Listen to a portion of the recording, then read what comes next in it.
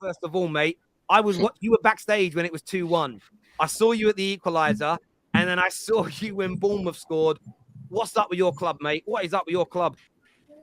It's like I keep trying to tell these Tottenham fans that keep giving it large to other fans of clubs that are having a bad year. We are not a good football team. We have no plan. We have no structure. We have no ethos. This is what we are now. This is what we have created. And results like this, they don't affect me anymore. Like I was when you saw the goal go in, Terry, what was my face like? Was I angry? I was just like like that. It's Spurs, right? Even when we equalised, I was like, okay, cool. It's embarrassing being a Tottenham fan. It's well and truly embarrassing. But this is the club we've built. This is the club we've built for many, many years.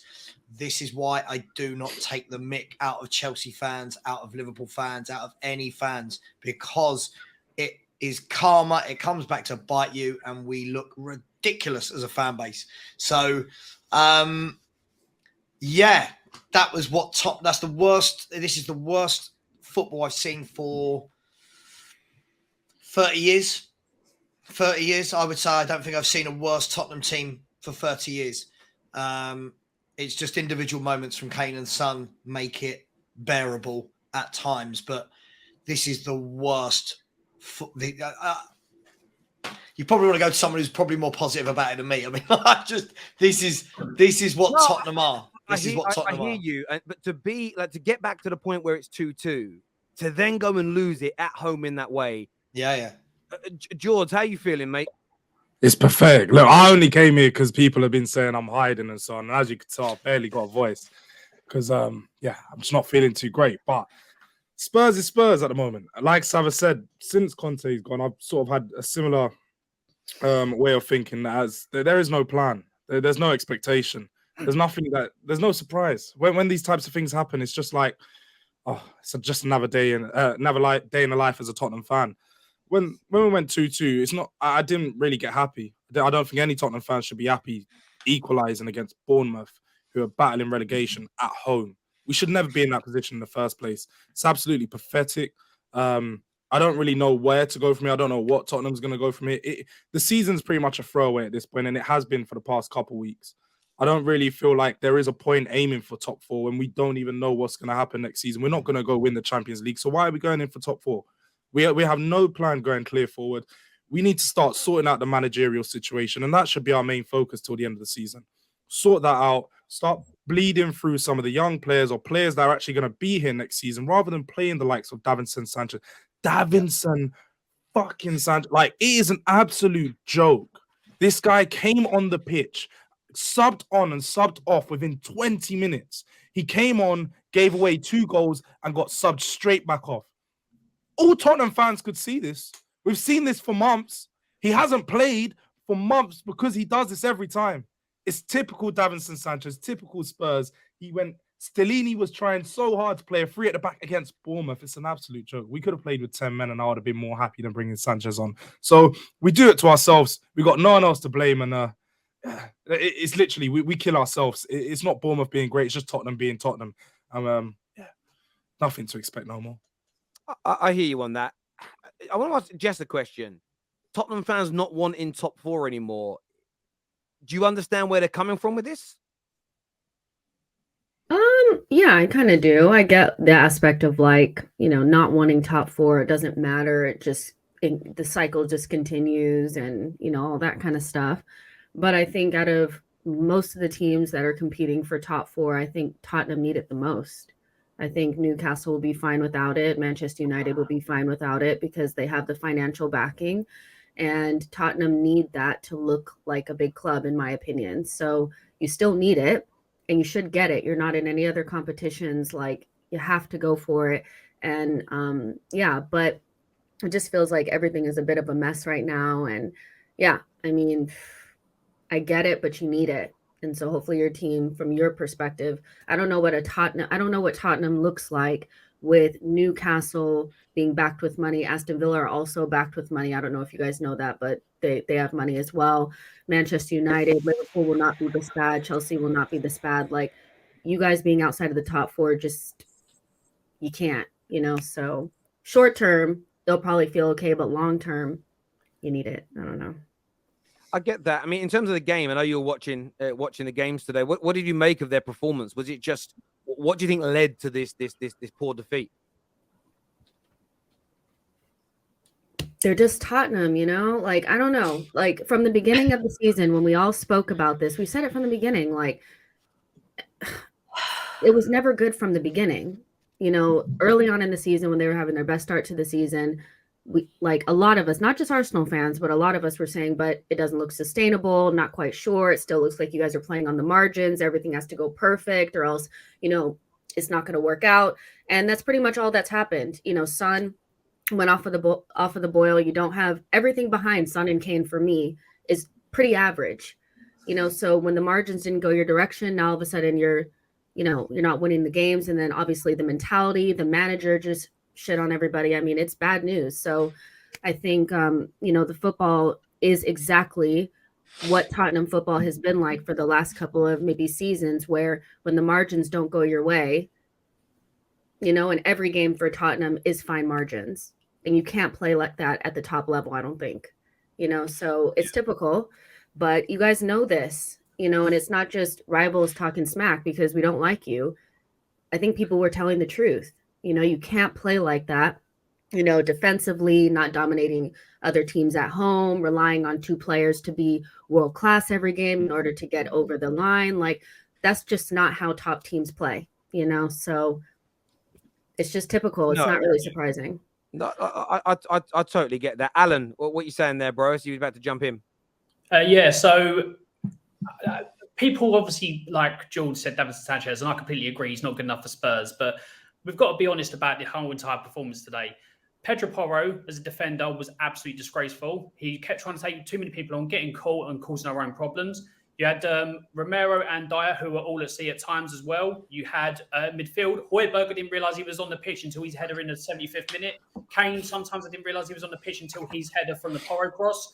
Højbjerg, Skip as well, was insufficient.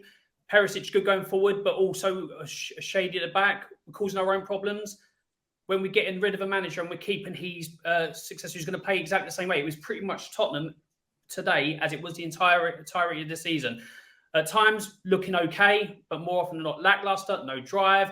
The players just seem all at sea, and it's just one of them things where this season shouldn't be a write-off for Spurs. It should be the point where we're demanding trophies. We can't go, oh, it's a write-off, we'll go again next season. It shouldn't be that. We should be saying we deserve more as a fan base. We should be winning trophies. We should be competing at our highest level, and it just doesn't happen.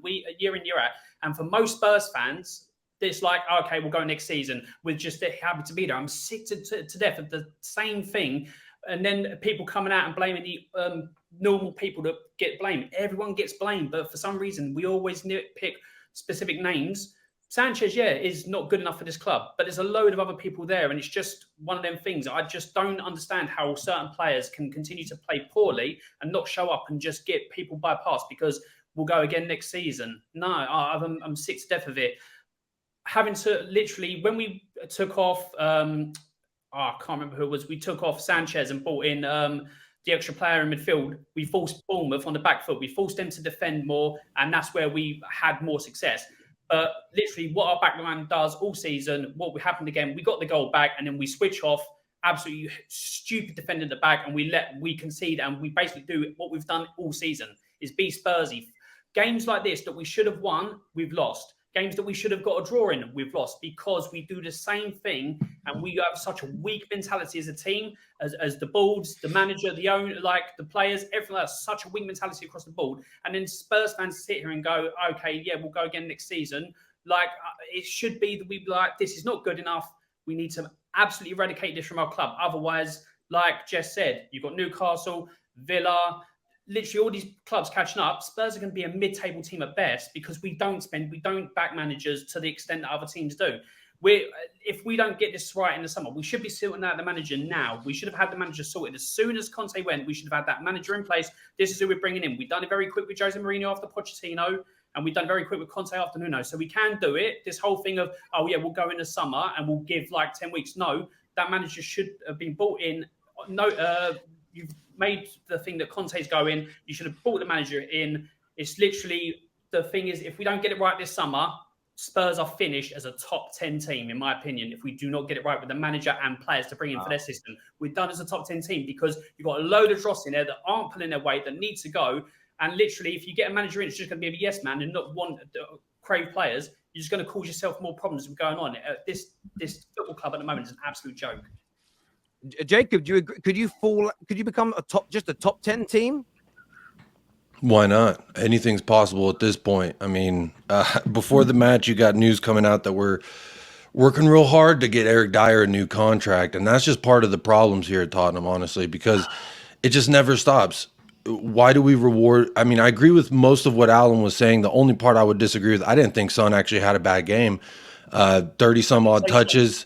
I didn't say Son. I thought you led with that. You led with that. That's my mistake. So then I do agree with pretty much everything you said, that we just have a weak mentality. I mean, you see it. We bring on a guy who's been here, who actually at the time when we signed Davinson Sanchez from Ajax, he was our record signing.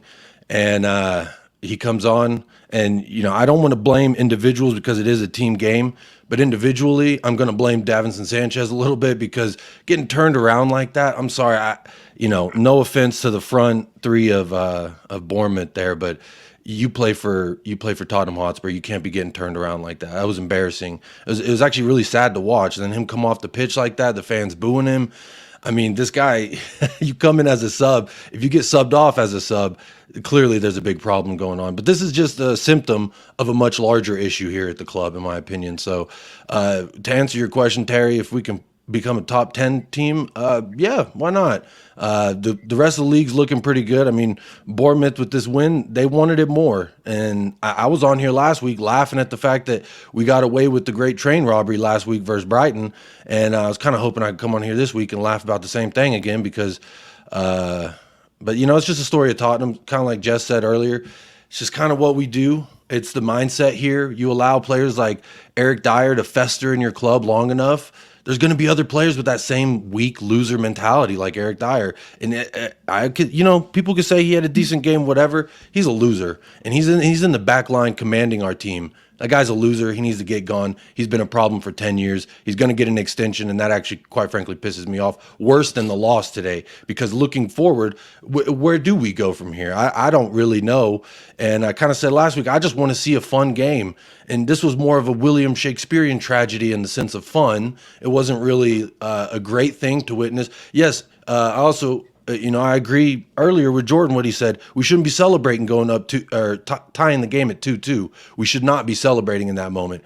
I was celebrating because I'm just that kind of fan. I get sucked in 24 hours before kickoff. I'm excited. I'm ready to go. I'm thinking the best of my team because I'm just an optimistic person like that. You hand me a glass, I'm going to tell you it's half full even when it ain't. And so that's kind of my mentality. I haven't been broken and beaten yet, much like some of the older fans in this fan base.